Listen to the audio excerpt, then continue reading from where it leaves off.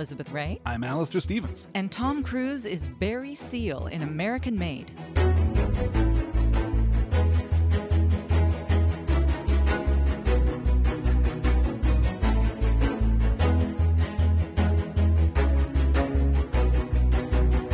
The story of American Made, the Doug Liman movie from 2017, isn't really the story of Barry Seal. In an interview given at the time of release, Liman describes this film as, quote, a fun lie based on a true story, end quote.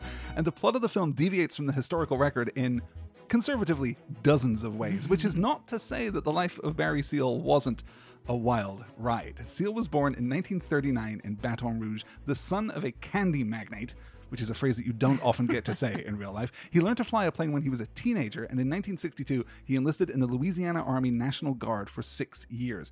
He only served 6 months of active duty, attached to the 20th Special Forces Group, and graduated from the Army Airborne School. In 1964, he began working for TWA as a flight engineer, then worked his way up to first officer and then to captain, flying a Boeing 707 back and forth to Western Europe. Unlike the movie, which suggests that it was a restless heart and a spirit of adventure that led Seal into the next phase of his life, in the real world, Seal was fired from TWA for getting involved in a conspiracy to smuggle plastic explosives to Mexico. Shit. The case against Seal was thrown out because the prosecutors didn't follow the correct procedure, but TWA fired Seal for falsely claiming that he was on medical leave in order to spend time organizing this smuggling operation. There is no proof that Seal ever worked for the CIA. In fact, he repeatedly said that he had never worked for the CIA, but he did start smuggling marijuana from Central America in 1976, moving up to the much more profitable cargo of cocaine by 1978. He was arrested in Honduras, and then during his brief stay in prison, he met other American pilots. Shortly thereafter, he meets William Roger Reeves, perhaps the most prolific drug smuggler in American history. Wow. It is Reeves who connects Seal to the Medellin cartel. In real life, Seal was married 3 times. None of his wives were called Lucy. He had 6 children, and his nickname in Spanish was El Gordo, forgive me, the fat one, because he allegedly weighed in excess of 300 pounds. The next part of his career is a lot like the film, although he wasn't funded or sanctioned by the CIA or indeed any American agency. He bought the Mena Intermountain Regional Airport in Mena, Arkansas. By 1981, the DEA had noticed Seal, and an undercover agent persuaded him to carry 1,200 pounds of what he thought was methaqualone into the US. He did so, and was then immediately charged with 2 counts of conspiracy and multiple counts of possession and distribution. Seal turned himself in 1983 and attempted to make a deal. The DEA wasn't interested, and he was convicted on all counts. Facing sentencing for his crimes, he agreed to talk to the DEA and give them all the information he had. His sentencing was deferred while this took place. The DEA Florida Task Force tells Seal at this point to set up a cocaine purchase with Jorge Ochoa, who is one of the very few real people who appears in this film. Seal spins a story about the drug cartels being sanctioned by the Sandinista government in Nicaragua. He tells the DEA that things are much worse than they expected. He agrees to carry cocaine back to the US, but the overloaded plane crashes on the runway during takeoff. The cartel gives Seal a new plane, but it doesn't have the capacity to fly directly back to the US, particularly not loaded with 1,200 pounds of cocaine. When he flies near Managua for refueling, he is shot down. The plane is searched, the cocaine is seized, and Seal is arrested, only to be released back into the care of the cartel. Pablo Escobar sends Seal back to the US with cartel money to buy a bigger plane. He does so, and the DEA installs the cameras that we see in the movie. This is before, to be clear, Seal has successfully completed a single assignment for either the cartel or the DEA. He does then smuggle cocaine into the US with the DEA's full knowledge. He passes the drugs onto his contact, who leaves the airport in a cocaine-stuffed Winnebago. Unwilling to let the drugs hit the streets, the DEA stages an accident with the Winnebago, allowing the driver to escape but recovering the drugs. Except that the driver is then arrested by local authorities and the whole operation begins to unravel. The pictures taken by Seal in Nicaragua are sufficient to stage an operation against the cartel in the US, and Seal is used to set up a meeting with the cartel's chief supervisor in Miami, who is arrested along with dozens of other cartel employees. Seal continues to work undercover for the DEA for a couple of months, but a grand jury convened in Louisiana begins to interview witnesses and building a case against Seal for, smuggling and conspiracy. The DEA stays quiet, and Seal begins to protest his innocence on local television. This leaves Seal working for the DEA in Florida while being hunted by the DEA in Louisiana. because no one ever said that federal government was straightforward. He's taken into protective federal custody in 1985 in order to testify against cartel members on trial. All of them are convicted. He appears in front of the President's Special Commission on Organized Crime and tells them about the life of a drug smuggler. He then appears in court in Florida for sentencing on his earlier convictions and receives 5 years of probation, which forces the Louisiana courts to also sentence him only to probation, despite the presiding judge, Frank Palozza, describing Seal as, quote, one of the lowest, most despicable people I can think of, end quote. He prevents Seal from carrying a gun or from hiring bodyguards and forces him to spend every night at the same Salvation Army halfway house from 6 p.m. to 6 a.m. for the first 6 months of his sentence. Seal said at the time that he believed the judge had made him a clay pigeon, a deliberately easy target. On February 19th, 1986, at the age of 46, Seal was shot 6 times in the parking lot of the halfway house and died on the scene. The 3 men who killed him were hunted, arrested, and are still in prison to this day. His story is told in the HBO docudrama Double Crossed in 1991, where Dennis Hopper plays Seal. Then, in 2016, Seal appears as a character in the film The Infiltrator in 2 brief scenes. And that leads us to American Made, which invents characters, invents whole new plots, invents an entirely new sequence of events, and reimagines 38-year-old Barry Seal as 53-year-old Tom Cruise, which seems like the perfect time to move into the trailer game. I think it is, and baby, that one's yours too. Oh, God.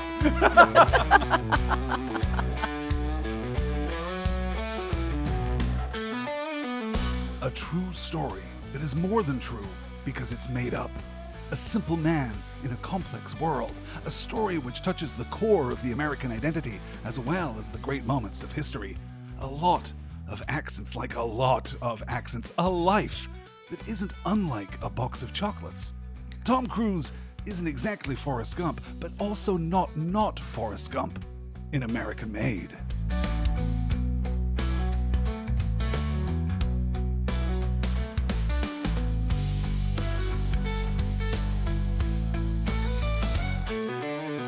So this is the point where I start talking about the background of the film, but to prevent this from turning into a complete monologue, hey Elizabeth, how you doing? I'm doing great, babe. I loved this movie. I'm so glad we're talking about it. I'm so glad we're talking about it, too. If I could go back to the beginning of The Last Star in Hollywood, I would maybe make some structural changes just so that I don't have to monologue the real world history and then inadvertently wind up with the trailer game. Well, yeah, but we did this just because you have to take all of the background and gather all the data and do all the research because you work from home and I work outside of the home. That's and true. I could not do what you do. I also really like doing it. And for you what love that doing it. And you're was, very good at it. You have a real gift for it. Thank you. You're welcome. Let's start talking then about this movie and the ways in which it deviates from the real world. In 2013, screenwriter Gary Spinelli decides that he wants to write a feature script based on real events. That is literally like where he's I want to write a true story. How about that? He says, quote, I was looking for little hidden pieces of history, small stories that affected larger global events, and I came across the Mina story. As soon as I found Barry, I knew I had a movie. End quote. The film was originally called Mina, and it made the 2014 Blacklist. At this point, right after the success of Edge of Tomorrow, Tom Cruise and Doug Liman are actively looking for another project to work on. They sign up together for the production of American Made in January of 2015. This was only Spinelli's second script, and as of this recording, it's his only major motion picture, though he has 2 more in pre-production, including, apparently, an untitled Sony Marvel project, which means he's working on something adjacent to Spider-Man. He's working on Aunt May, The Untold Story, or some spin-off of a spin-off of a spin-off. Right. Before we get into the production history of this movie, let's talk a little about our cast, because God damn, this is a great cast. It really is. It's a really great cast. Surprisingly, we have not yet talked about Domhnall Gleeson on this show. And I think he's a real surprising piece of casting here. He really is. I think also if I had seen him do this first, the other first time that I saw him, I would be like, what's he doing this stupid accent for? You know what I mean? It's his an American incredibly is perfect. naturalistic accent. Yeah. It slips only once, and it's in his very first scene, which I think is probably forgivable because a lot of this movie was shot not entirely in chronological order, but more than most movies. They wanted to shoot it in chronological order just to keep applying that pressure to the characters and let them really cook in all that. So that's of course, cool. I like that idea. We've talked about Domhnall Gleeson's dad a couple times here on the show. We talked about Brendan Gleeson several times. Domhnall is born in 1983 in Dublin and begins acting in school. He graduates with a BA in Media Arts from the Dublin Institute of Technology and begins writing and directing primarily on stage. He is, in the first instance, kind of disinterested in acting, and you can understand why, given the family that he comes from. In 2010, he appears in the adaptation of Kazuo Ishiguro's Never Let Me Go. He has a small role in True Grit, and of course, that same year is Bill Weasley in Harry Potter and the Deathly Hallows. From there... Which I think he's bad in, I'll go ahead and say. He has not found his footing yet as an actor. I do think that he is bad, but I think that he is bad in an interesting way. At that point, nobody's showing up to Harry Potter with a take. Nobody's showing up with like, I'm going to really leave an imprint on this character. They're really that's not true, because we've got Gary Oldman, a Sirius Black. No. At that point, who is showing up brand new in Deathly Hallows? With like, I have something that I want to do. Oh, I hear what you're saying. That franchise is on rails by that point. And he shows up, I think, with a genuine perspective and is bad. But is bad. Yeah, I'm going to stick with bad in an interesting way. Okay. Do you think there's anything to that? Not really, but I'm here for you and I love your optimism. You're a glass half full kind of guy. Well, it's sufficient in any case for him to be recognized as a major and interesting talent. He appears in Anna Karenina in 2012. He appears in Richard Curtis's unbelievably problematic About Time in 2013. I couldn't even get through it. That one's real tough. People love that film. That's another...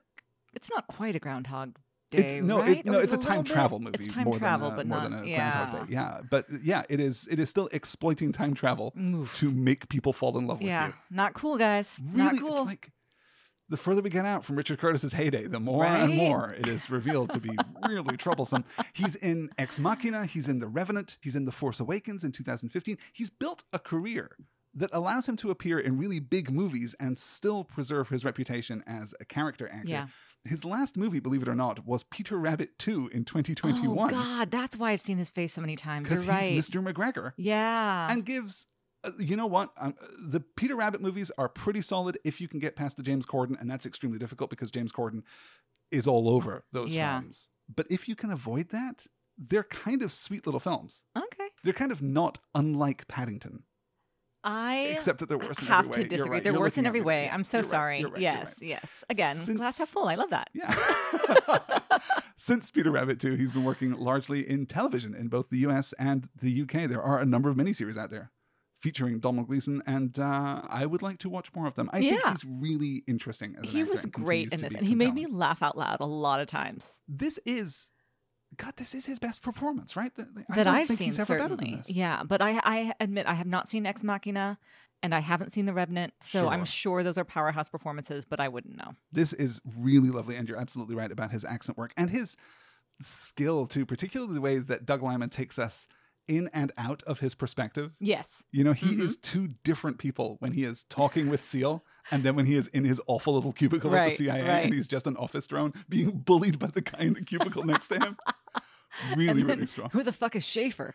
Who the fuck is Schaefer is a powerhouse line. Oh, so cool. And it's all the more devastating because in that moment, as in several other moments in this film, the film wields this power over the audience by deliberately underplaying something that could be huge. Yeah. And just throwing it out. And it works, I think, fantastically. I'm similarly going to commend the work of Sarah Wright, who was born in 1983 in Louisville, Kentucky. That makes her, for those keeping track at home, and for those of us keeping track here in the studio, 21 years younger than Tom Cruise. She begins modeling at the age of 14. She gets a minor role in a 1998 movie called Enchanted. I was really excited, and then I realized that, no, wait, Enchanted wasn't 1998, and indeed this is an entirely different film called Enchanted, not the Amy Adams one.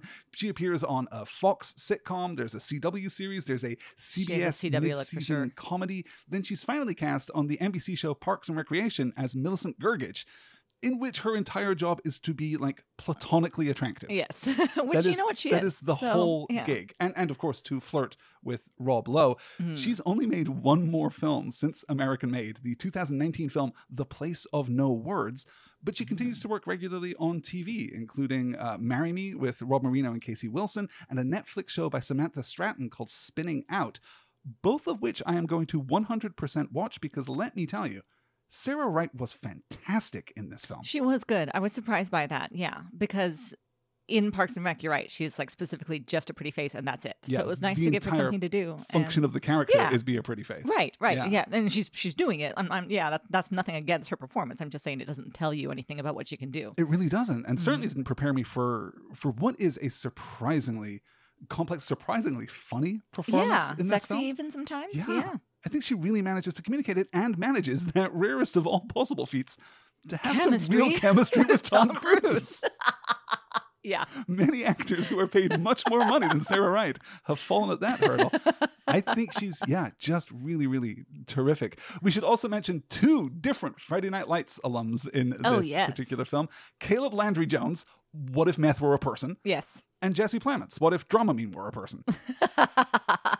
2 very different takes on acting, right? Yeah, Between I would those say 2. so. Definitely. 2 actors, I'm going to confess, 2 actors I do not love. 2 actors I most often do not like at all. Caleb Landry Jones, I think, is actively very bad and basically a drag on every single thing that he is in. And Jesse Plemons, I have seen rise, and I must admit, rewatching this film for the second time, I do kind of like what he's doing here. But it's a sleepy time performance. Sure. Which is maybe why you go to him, honestly. A little bit. A little bit. We also, of course, in this film have Jayma Mays, known primarily for Glee and the NBC show Heroes. She is genuinely great. This is also, weirdly, the same year that she starts playing a prosecutor in the NBC comedy series Trial and Error. So someone likes her as a lawyer. Someone besides me, I mean, because I really do like her as a lawyer. It's a good extended cast, right? It really is. Is there anyone else who stands out for you? I mean, I liked our cartel guys. I like Pablo Escobar and Jorge, what's his name? And... Jorge Ochoa, who is played by Alejandro Eda, who is, in particular, I think, well known now for video games. He does a lot of video game voice work. He's also in Fear the Walking Dead. He's done a lot and is really compelling on screen, particularly in that late scene in the movie where he has the casual prank of oh my God, telling so his upsetting. guys to shoot the gringos, and ooh, it's a tough watch. Yep. But the other guy is good in that too. The guy who pisses himself in fear. It's also, I believe you. You look scared enough to do that. It's a really solid ensemble cast. Yeah. The cinematographer on American Made was Cesar Charlone, a screenwriter, actor, and director originally from Uruguay. He starts out splitting his time shooting documentaries and features in Brazil and gets a lot of attention and an Academy Award for shooting City of God in 2002. Oh, hell yeah. Okay. Yeah. He works consistently with Fernando Muriel after City of God. He works on The Constant Gardener, on Blindness. Saw that. In 2019, he shoots The Two Popes, starring Anthony Hopkins and Jonathan Pryce. He shoots the whole of American Made with modern digital cameras, but attaches a physical diffusion filter to the front of the lens to soften everything up. Smart. And then the movie is color graded to give it this saturated Kodak color intensity, which occasionally looks like an Instagram filter. But but it still totally works for me. Always looks so good. Yeah. This is such a good looking film. I agree. And you're right, it does have Instagram filter vibes, but I just like it. I don't know. It works all the way through, and it does give the movie a sense of style, which it has from the jump. This movie has style for days. So, yeah, it works for me. Is there anything here that connects for you cinematically, experientially with Doug Liman's other Tom Cruise project, Edge of Tomorrow? No, I would never have noticed. Shared DNA? No. Me either. No, if you hadn't told me, I would never know. Lyman is, as a director, really interesting because his career is one of big swings, basically. He makes either excellent films or terrible, terrible films. And there's really not much in between. But I really love the way that this movie looks. American Made begins shooting in Atlanta in May of 2015, which is all the way back before Mission Impossible Rogue Nation is released, and more than 2 years before American Made will finally be released. In August of that year, right after Rogue Nation comes out, production moves to Colombia, only to be halted because of a plane crash in September of that year. A twin-engined Piper Aerostar carrying 3 American pilots working on the movie crashed in bad weather. Carlos Burrell and Alan Purwin died in the crash, and the third pilot, Jimmy Lee Garland, was seriously injured. There is a whole awful legal fight after the accident, with the widows of the deceased men suing the production company and the production grossly countersuing Purwin's wife, alleging that Purwin had misrepresented himself and the plane that he had provided. It is sad and it is awful, and it delays production horribly, which is perhaps the least important thing about that whole experience. Principal photography resumes in New Orleans, Louisiana in February of 2016. By August of that year, they realized that the film wasn't cutting together in a way that audiences were responding to, so they pushed the release date by 8 months and went back to reshoot in Atlanta in January of 2017. I would never have guessed that there were any reshoots in this film. It feels so cohesive. It really does. No, you're right. I was interested when you said earlier that they tried to shoot most of it in chronological order, because there is something about it that just feels, almost documentary, like almost just very cohesive. Yeah. The music for the film is composed by Christoph Beck, who had previously scored Edge of Tomorrow. Crazy. Christoph Beck keeps coming up. Yeah, he comes up a few times. Yeah. He leaves no mark on this film whatsoever. Which I think is part of it. Like, it just sounds like cheesy 70s music most of the time. Most of the time. Yeah. And we do use a lot of needle drops in this film, which I think is very effective, actually, here. I usually like a needle drop. Well, and I like this kind of needle drop because they are perfect, yeah, but not the first choice. Not even necessarily the second choice. They're a little bit of a deeper bench on what you would go to. You know, you're not scoring it like Zemeckis scores. Like Zemeckis scores Forrest Gump, for example, to come full circle there. American Made is released on September 29th, 2017, 3.5 months after the release of The Mummy, which ultimately harmed its performance at the box office. Yeah. It comes in at number 3 its first week, behind the second week of Kingsman: The Golden Circle and the fourth week of It, which is just hanging out. It, of course, directed by Andy Muschietti, who was one of the guys attached originally to The Mummy. The Lego Ninjago movie is at number 4. This is the Lego movie that proves that, in fact, there is a limit to how much Lego the audience wants. And the remake of Flatliners debuts at number 5. Seems like a bleak time for cinema. It's not great, right? honestly. God. Yes. But then, the end of September is a pretty bleak time traditionally, because we're just ramping up for we've for gone Halloween. through all the summer blockbusters. Halloween's coming up, and then it's into the Thanksgiving blockbusters. Yeah. So, yeah. American Made makes $135 million off of a budget of $50 million, which, by the way, I think this movie looks hot for $50 million. You're so I think right. It looks fantastic. And the critical response, interestingly, is pretty good. Guy Lodge of Variety describes this film as, quote, a sweat-slicked, exhausting, but glibly entertaining escapade, end quote. Sure. And yep, I'll co-sign There were a lot of absolutely. words there, but all right. By contrast, Leslie Falperin of The Hollywood Reporter said, quote, this is yet another hyper-competent, boyishly devil-may-care character that offers Cruise, famous for his daring-do on set, a chance to do his own stunts and fly a plane. It's not a role all that far out of the aging megastar's wheelhouse, end quote. Whoa. And I disagree about as hard as I ever have with a critic. This is out of his wheelhouse. Yes, there are also so stunts far there, out. but yeah. And he does, of doing course, a real character do all his now. own stunts. He does all of Naturally, his own flying. which makes it better. I think really so, do too. think, like, I know this is like a stupid comparison, but we were just watching Groundhog Day last night for a Patreon bonus episode that we're going to drop. And they have Bill Murray driving this car with the stupid groundhog, and then an obvious stunt person who is 4 inches taller than Bill Murray behind the wheel every other shot, and it's just ridiculous. Yeah. No, you get a real authenticity from, actual reality. It's kind of unavoidable. I could not disagree more, I think, with Leslie Falperin, because, we've talked so often on this podcast about what an interesting alternate career Tom Cruise could have had if he wasn't Tom Cruise, if he hadn't just locked into this megastar thing and had instead been allowed to be more of a character actor. And we've seen examples of that. We saw that in Valkyrie to a certain extent, in Tropic Thunder to a certain extent, although that wasn't one that impressed either one of us. This is a real unexpected late era gem, I think, for Tom Cruise character actor, because he's not giving his movie star performance I don't here think so. at all. He's basically never cool. He's basically never really capable. He doesn't even run because they've got him in cowboy boots for the whole movie. I think the voice, I think, is really good. I think so too. It's a really properly developed character. It made me, wish all the more fervently that we'd ever had this alternate take on his career. And this was 7 years ago. Maybe there's still hope that he could continue to do this kind of work, though. That would be great. It seems unlikely now. Do you have any other wrap-up thoughts before we get into the beat-by-beat discussion of the plot here? I don't think so. I think I'm ready to get into it. Okay. So we begin the film with just an excellent opening sequence. It's surprising, given how much we love people messing with studio logos, that we didn't mention at all the Universal Pictures Dark Universe logo twist in last we week's not? episode. We just skipped right over it. So disheartened were we by The Mummy. We didn't mention it at all.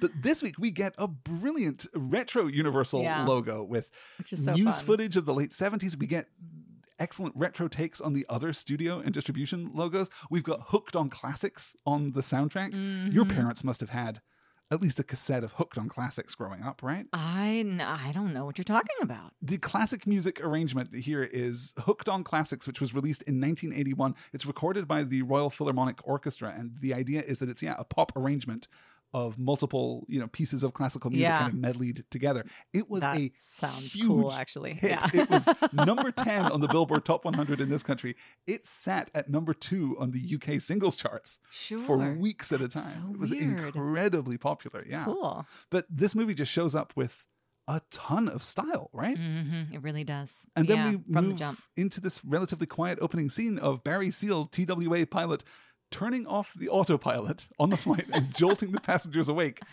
just because he's bored. Is that your reading of that scene? He's just bored. That's what I get. So walk me through your kind of first response to Cruise as Seal in this film. How are you feeling when you're watching this movie for the first time? I like it right away. My first notes were like, I'm 3 minutes in and I have so much to say. Oh my God. Like there's so much style. Cruise, I think, is great right from the get-go. I love the sequence that we get of him, welcome to Vancouver, welcome to Denver, welcome to all of this and just you see, even though his face isn't showing it, how bored he is. Yeah. And it's great. Yeah. It's really strong. We get introduced almost immediately to Lucy. We get introduced almost immediately to the fact that he is smuggling cigars, just casually smuggling cigars. Yeah. And we're 4.5 minutes into the film, including all of those logos and studio treatments, when we meet Domhnall Gleeson in the bar. It's incredibly efficient storytelling. Nice and fast, yeah. Yeah. He's recruited by the CIA to take covert photographs of the enemies of democracy south of the border. He takes his new plane for a spin, then he heads home to Lucy. This is one of my favorite scenes in the entire film when he's just explaining to her this ridiculous scheme that has been concocted by the CIA. And she's like, well, that sounds fucking made up, Barry. It's so good. Seal quits TWA. We cut into here the videotape framing device, which is recorded in 4:3 at the end of December 1985. This will be revealed, as a structural conceit later in the movie. So these were not a thing? He did not actually make these tapes? Nope. Almost none of this is real. Yeah, almost none of this is actually assumed, real. But it does work, and it feels... Yeah, you're right. The intrusion of that documentary style gives it a certain... a fake verisimilitude, right? Yes, exactly. I was going to say, do you like the voiceover? There's quite a lot of voiceover in the movie. I love it. I think like it too. It's got a lot of personality. It's funny. Yeah. It does help anchor me and figure out what the hell is going on, because this is one of those movies I have a note too. It's like sometimes I'll watch a film and realize just how naive I am about the world. This was one of those. You didn't know anything about the Sandinistas and the Contras in Nicaragua? I did, but just seeing like how everyday people are all like in this gristmill of war and drugs and wealth and I don't know, prison it's just a lot. Yeah, and that's really, I think, the point of this film, drawing that contrast with Forrest Gump, where Forrest Gump is this exercise in really gross and infantile boomer nostalgia. Right? Yeah. It's the idea that the 50s and the 60s were the greatest time and that American opportunity is a real thing. And, all these myths that make that generation what that generation is.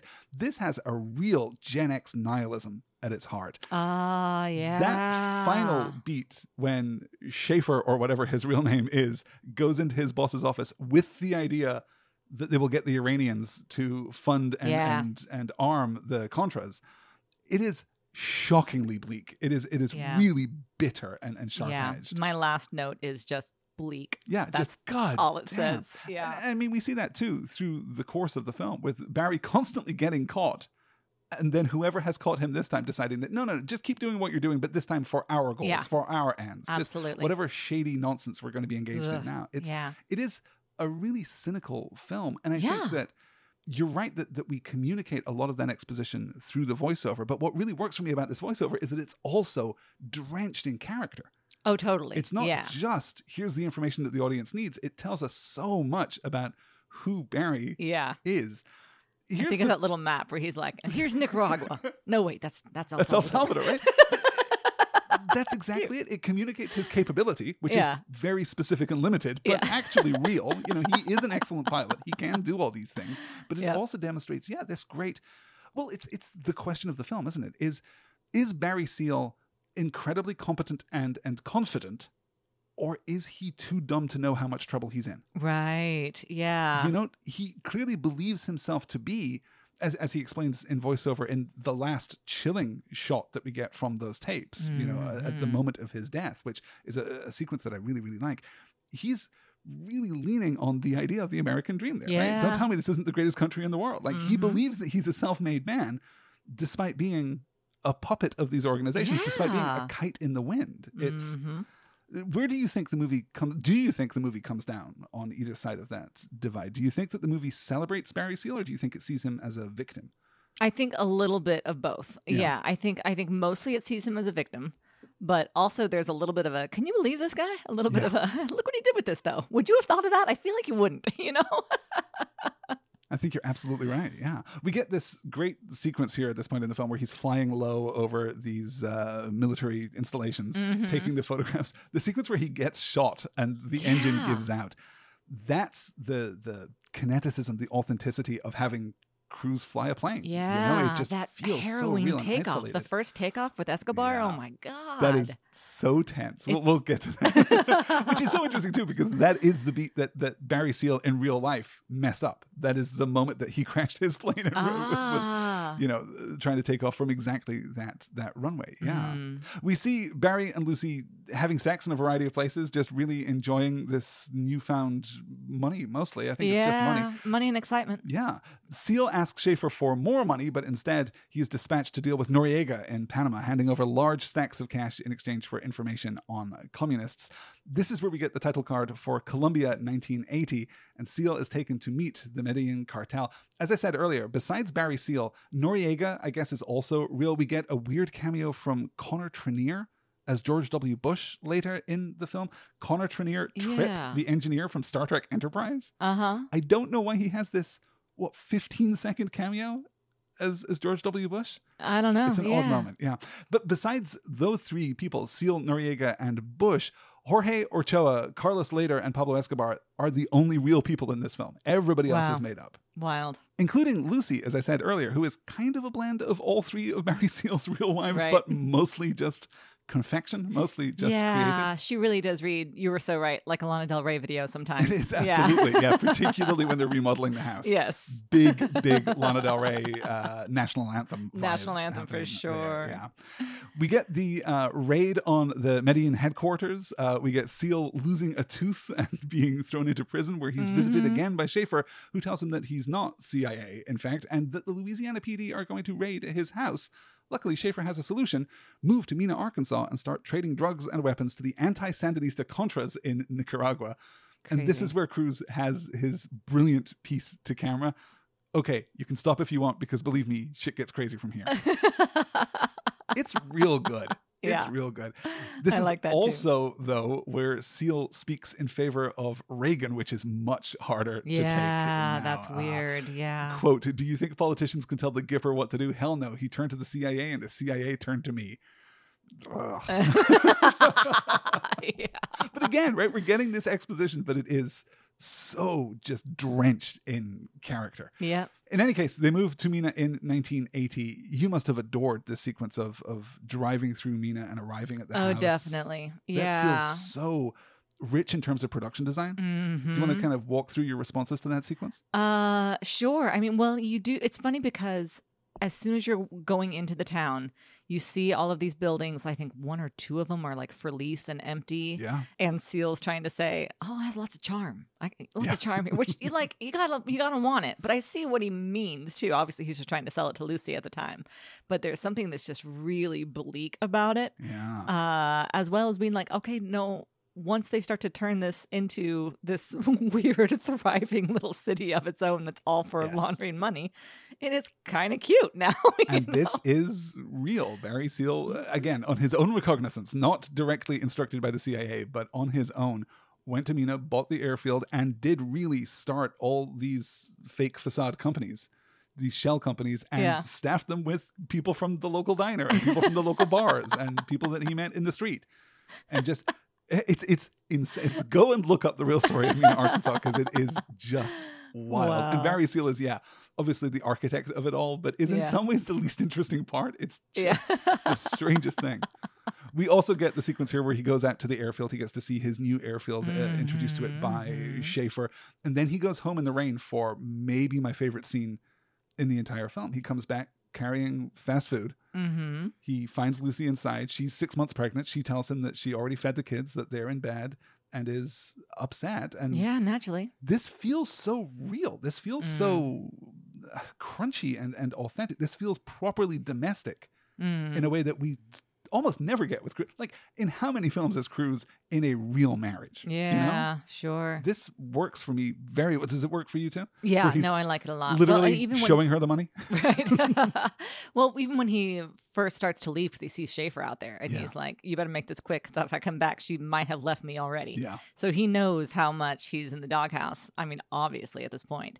But I like that she clearly loves him. That makes it hard, I think, you know? If she was in it the whole time for the money, as the money was getting more and more and more, like, that's a different story, and it's one that I would watch too. But the fact that she just really loves this guy makes it much better. But she's just coming at him, like, literally just beating the hell out of him. Just such a great moment. Yeah. She's a firecracker in this scene. She Absolutely brilliant. Yeah. But I love, too, that she's not above the temptation of the money, right? No. And it's not even that she's being corrupted by the money. It's that she genuinely That's the thing that they need, too. Yeah. I mean, you move me into a house that, she's like, there's no dishwasher, there's no washing machine, there's no, I don't even know if they've got electricity at this point. She barely got the water on. And from just say, oh, all of those problems go away. Now are we cool? Well, then, kind of. I guess we're cool. Maybe kind of cool. I think it's so interesting when we get that sequence later in the film when she flies down to Nicaragua with Barry, and they are, fated at this party with gorgeously shot sequence. Love that But sequence. she's leaning so hard into that life and seems genuinely, as enthusiastic about it as anyone is. Yeah. And I think it's a really interesting choice by Doug Liman, and by Spinelli to a certain extent too, not to make Lucy just this, again, archetypally perfect and pure person. She's not Barry's moral conscience, not at all. And I find that a really interesting and refreshing choice. Yeah. Nor is she just a constant nag, which is the other way that people would go. Or a trophy wife. She's a properly developed character. Yeah, I really admire that. Yeah. We get the long montage here of Seal making trips back and forth to Nicaragua, giving the Contras guns and booze and porn, I guess, for some reason, while he extends his operation at home. He's hiring new pilots and setting up a Contra training camp at the airfield. We then get our introduction to Jesse Plemons as the sheriff, talking with his wife, receiving season tickets and a large bottle of whiskey from Seal. Just showing how I love his line, and I love his delivery too, where she asks him rhetorically, how many acres has Barry Seal bought? And he says, I don't know, 500. She says, 2,000. What's he doing with all that land? And Jesse Plemons just kind of gives her that sleepy look and says, I don't think that's any of our business. You're the sheriff, my dude. It is only your business. Yeah. And this is intercut too with Barry and Lucy spreading their money around. They're buying cars and they're sponsoring baseball fields and they're renovating their home and making a little Barbie dream house, which is so fun and weird. Lana Del Rey American Dream. It's really good. They're hiding money too everywhere they can, making more than they can spend. We get, as I said, the party in Colombia, I guess that is. We get the brand new transport plane. We get the weird zero-G sex scene in the cockpit of Barry's plane. Cool. I mean, yes, it's good. It's a solid scene. Yeah. At the end of this montage, I think it works better than if you strip it out. There's some, when people are criticizing this film online, that's one of the scenes that they point to and talk about how ridiculous it is and how cruise arrogant it is. Sometimes people just don't want to have fun. Yeah. And I do think it's important to look at it in terms of its context because it is the climax, of this extended montage. And you know what? I bet those same people talk about how great and brilliant The Wolf of Wall Street was. Wow, you have Wolf of Wall Street opinions. Yeah. Give us a capsule review of Wolf of Wall Street, a film that I've never seen because I know better. It's twice as long as this one, and it doesn't have any heart at all. And Margot Robbie is kind of doing the Sarah Wright, and I love Margot Robbie, don't get me wrong. Sure. But she is not a full-fledged character at all. Yeah. But that does seem to be... Yeah, I mean, that's kind of where you come down on that, isn't it? Yes, it is. What I love here, too, is Lyman's absolute mastery of the edit here because this montage is so rich and almost overwhelming. It is so much being thrown at you as an audience member, right? It just escalates and escalates and escalates to the point of zero-G sex in a plane. And then we get the world's hardest cut to the introduction of JB. Yeah. Stripped to the waist. Caleb Landry Jones stripped to the waist with his little duffel bag over his shoulder. It's just hilarious, though. Dead on to the camera. There's so much unexpected. I really love it. It's a tiny incidental detail, but there's so much unexpected framing. This film hardly ever obeys the rule of thirds, right? It hardly ever frames a shot. And lots of interesting, weird camera angles, too. Mm-hmm. And a lot of that close-up digital work, which, because of the filter, still feels like film. So it feels interesting and intrusive. It's really strong, I think.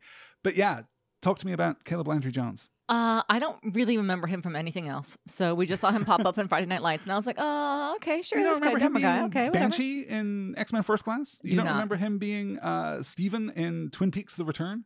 Nope. He is so awful. Like figuratively awful. Like he is representative of all evil man in Twin Peaks, but not like the real evil man. Yeah, but just like the gross, slimy, smarmy ones. Yeah, I could see that. Right. I've seen both of those, terrible. And he didn't leave a standing memory for me. I don't know. There's no real impression left. I find him incredibly uncomfortable to watch, which is clearly deliberate. That's clearly why definitely. He's being hired is to really shake up the chemistry on screen. I do think that he brings out something really good from Cruise. I'll say that. Yeah. I like how they interact. Yeah, they foil each other nicely. It's maybe Cruise's best role as a dad figure since Jerry Maguire. Interesting. It's fleeting. There's only a couple moments where they interact. But as, a father figure to JB. What's weird is that he has actual kids. And he never interacts with them except for here's a present, honey, go on your way or whatever. Yeah, right. They're not terribly significant in the course of the film, but JB's the problem child. Yes, isn't he? indeed. As we'll see in very due course. I do like that he is not in the film for long. It does not take JB long to ruin everything. Yeah, as you know, as soon as they do that cut to him on the door, you're like, oh no. That's which is almost exactly the midpoint of the film. Yep. Like, midpoint of the running time. Narratively, structurally, it is the exact midpoint. But yeah, for it to come slap bang in the middle of the film and for that cut to be so jarring, it is like being drenched in cold water. It's like you know exactly what is coming next, and none of it is good, and all of it is Caleb Landry Jones's fault. I do think the movie loses just a little bit of steam here. We spent a little bit of time just doing comedy bits with duffel bags full of money, which we don't necessarily need to do. We are doing the 80s capitalist excess of the Seal lifestyle too. We get JB buying the new AMC Gremlin. God. And grossly and casually bringing home a 15-year-old girl. Yes. Yeah. And he's got a Confederate flag on his car. He's a real piece of work. That's true, though Barry Seal also has Confederate flags up all over his hangar as well. Oh, yeah, that's right. More Confederate flags than you would expect in a film released in 2017. More than you ever want to see, for sure. I'm surprised that we don't do anything to anchor or to conclude the plotline of this 15-year-old girl. We're just establishing this as a thing that JB is doing. And maybe it's kind of keeping with the somewhat sketchy nature of the plot here. Mm-hmm. And we do, of course, have a lot to do because this is also the point where Seal begins to tangle with the DEA. This is where they have DEA jets intercepting his planes as they return to the coast of the U.S. But because they are jets, they just fly too fast and they run out of fuel. So Seal and his team just outlast them in the sky, which is pretty good. And I like how we build that. The first time we do it and it works. The second time they have themselves their own plane. Mm-hmm. Before we get to that, though, we have the moment of tapping Bill's wing to wake him up because Bill fell asleep while flying back.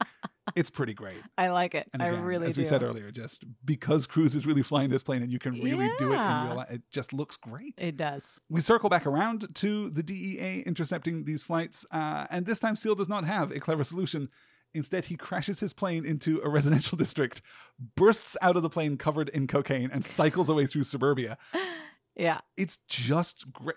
The degree to which Cruise does not look cool in this film and is willing to make himself look absurd. Like such an idiot on that kid's bike. Right? Covered in cocaine. Yeah. I mean, there's an element of that we've seen before. Of course, a lot of Tropic Thunder is Cruise letting himself look absurd, letting himself look ridiculous, letting himself look, unattractive and working against his movie star persona.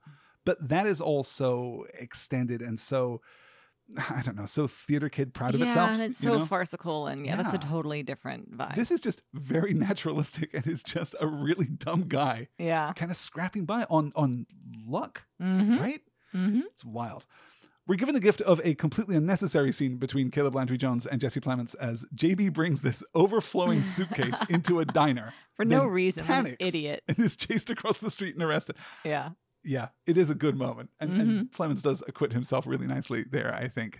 Seal starts spinning out. He's handling JB and he's handling the cartel and he's handling the FBI's surveillance. Seal drives JB out into the country, gives him money, drops him off with a ticket to Bora Bora in French Polynesia and his AMC Gremlin.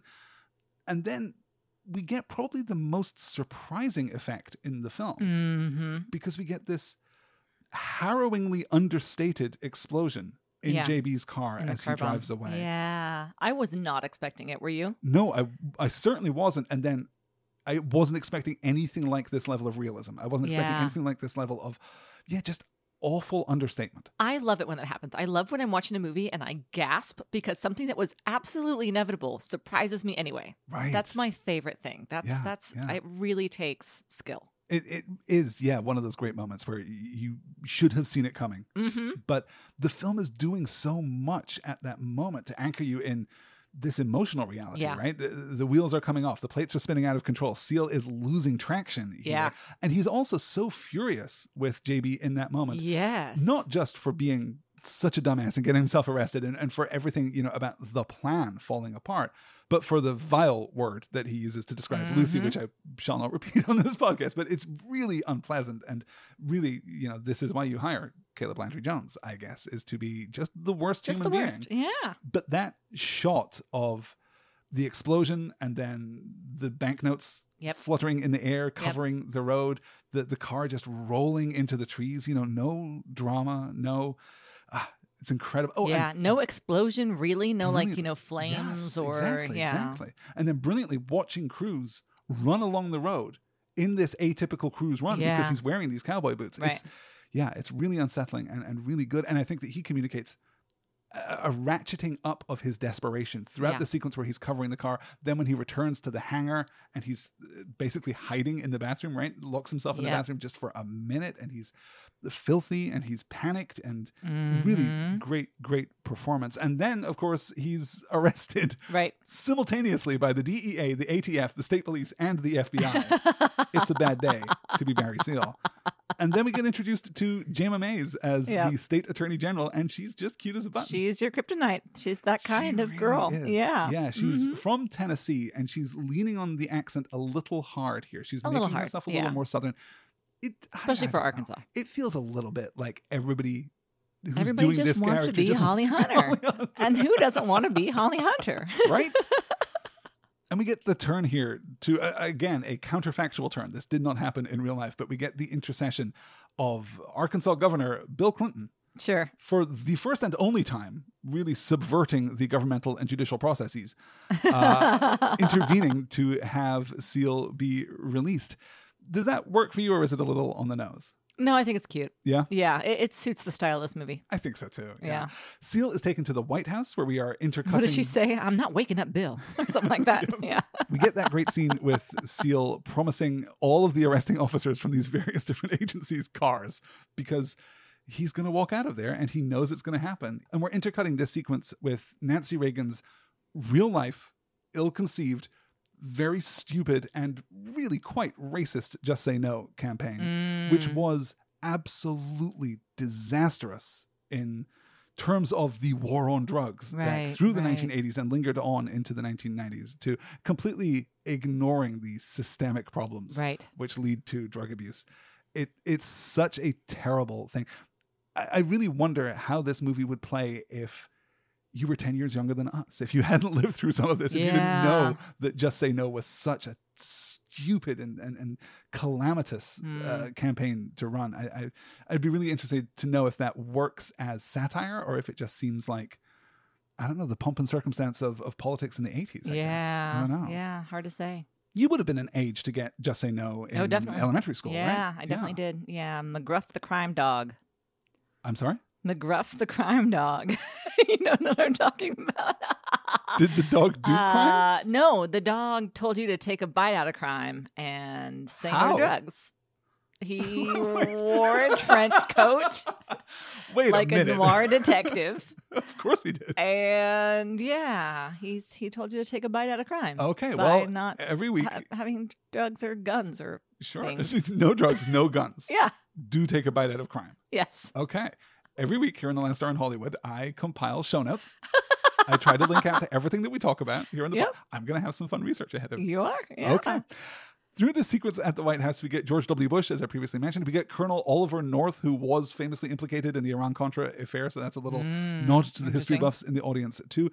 Seal is conscripted to continue ferrying drugs, this time with a transport plane rigged with cameras. In Nicaragua, we get this standoff, which is broken by Jorge Ochoa, and that awful moment where he orders the soldiers to shoot the gringos, and it's incredibly tense. And Yeah, it really is actually. beautifully shot. And what I Mhm. love there too is at no point through that sequence does Seal / Cruz recover that movie star confidence. Yeah. Even after it's over and he's like playing it off, he looks traumatized. Yeah. He looks like someone who has really been through something, as you would be in real life.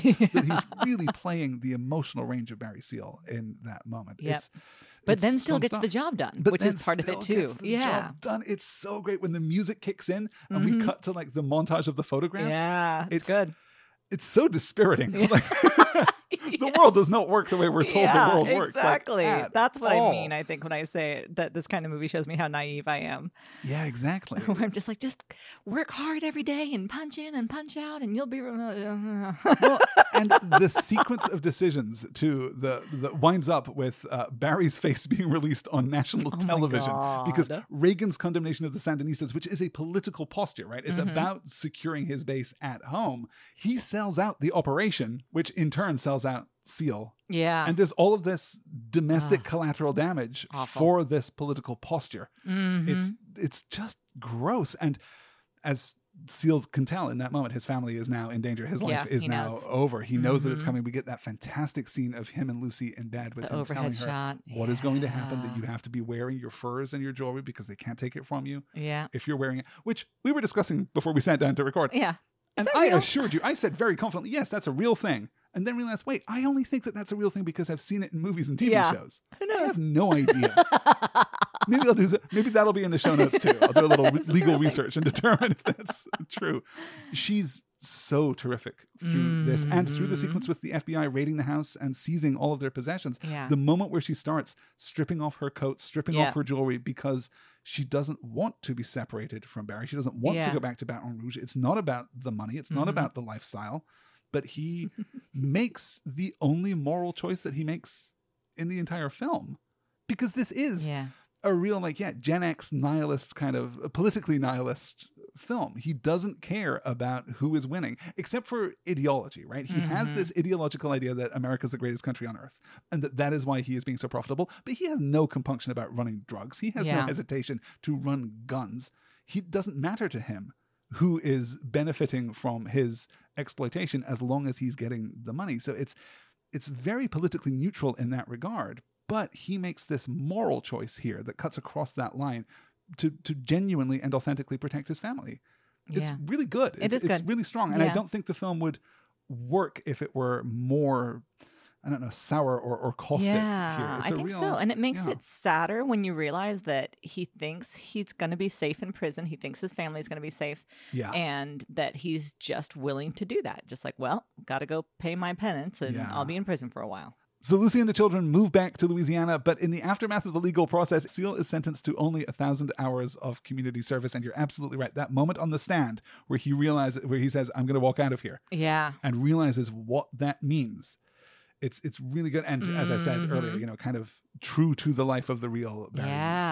Seal. This is the point at which he begins moving from motel to motel, recording the tapes that have functioned as the structural device of the film. Right. We get this repeated motif of him warning people away from his car every time he fires up the ignition.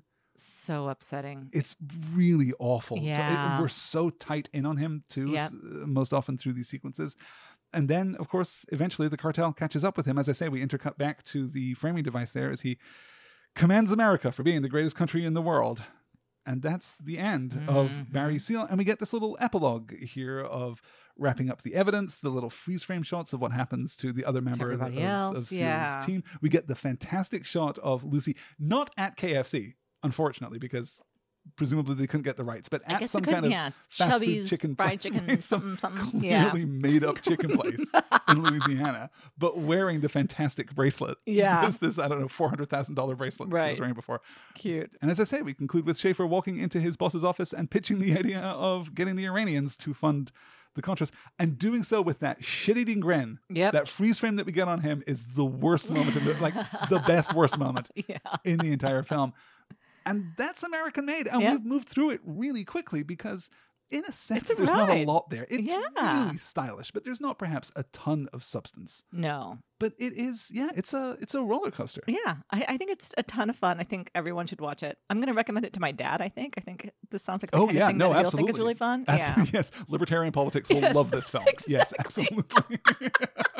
Facts. So besides Cruise's really impressive performance, what else stands out to you about this film? Is there anything that really has left a mark on Again, you? just the style. It's the visual style best style that I've seen in a movie in a while. Not even just a Tom Cruise movie. God knows we've been watching a lot of those.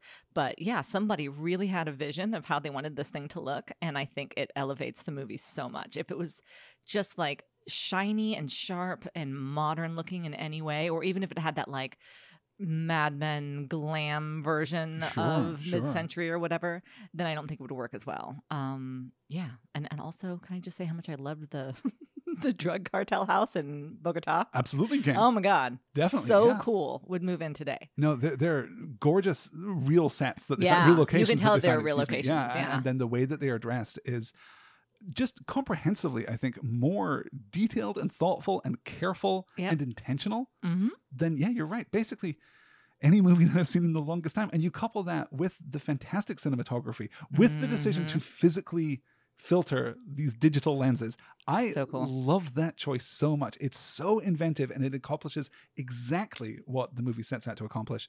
With all of that color grading, we've talked about being skeptical of color grading in the past, but color grading with this kind of intentionality to get that luminous, vibrant 70s Kodak experience.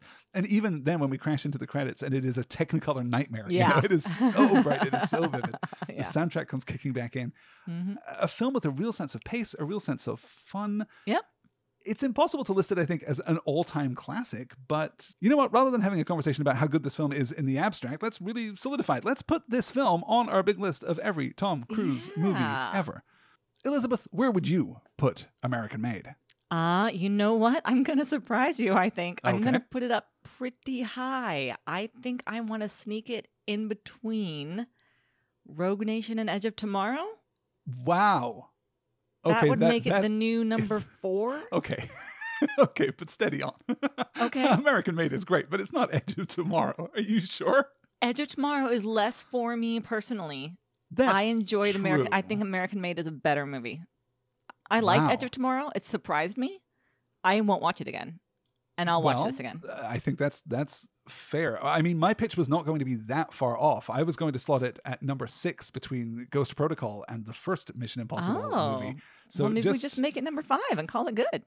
Is this better than Ghost Protocol? I think we could put the Doug Limas, but I mean, if you feel very strongly that this is better than Edge of Tomorrow, I really don't have an argument against it going above Edge of Tomorrow because you're right. It's subjective, right? Edge of Tomorrow, as a big sci-fi concept movie, has things in it that I think really work for me.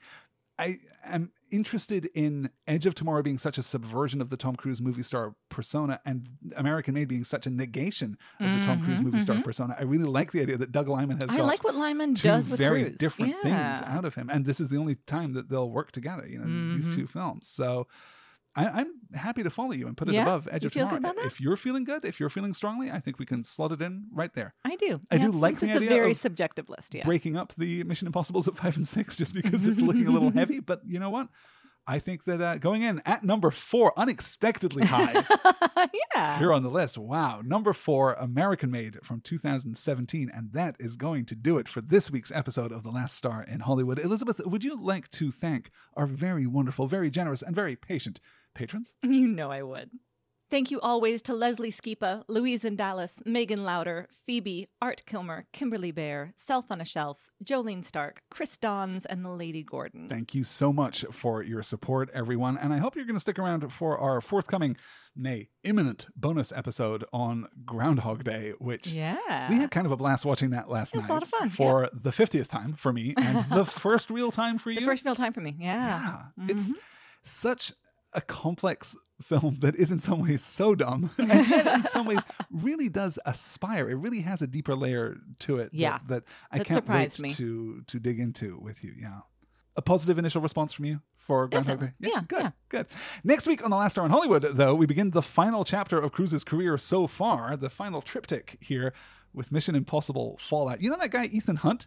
He's back again. He just won't stop coming back. This time, though, in addition to his usual crew, he has brought Vanessa Kirby, who is fantastically hot. Vanessa Kirby, and very wonderful. And he's brought Henry Goddamn Cavill.